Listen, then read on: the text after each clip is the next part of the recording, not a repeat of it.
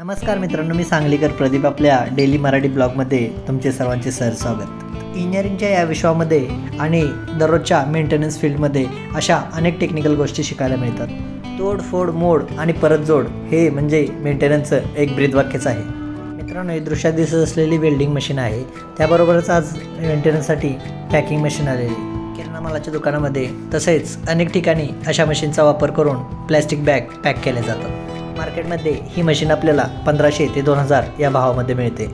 ही machine चालवण्यासाठी आपल्याला single page voltage म्हणजे 230 व्होल्ट एवढे व्होल्टेज लागते। त्याबरोबरच एका टेम्परेचर कंट्रोलरच्या साहाय्याने या मशीनचं टेम्परेचर कंट्रोल करून आपण प्लॅस्टिक बॅग पॅकिंग करू शकतो। या मशीनच्या मेंटेनन्ससाठी 200 ते 300 रुपये म्हणजे खूप झाले।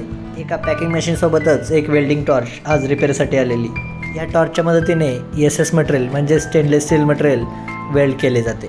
कंटिन्यू वर्किंगमध्ये असल्यामुळे या टॉर्चचा स्विच लवकर खराब होतो।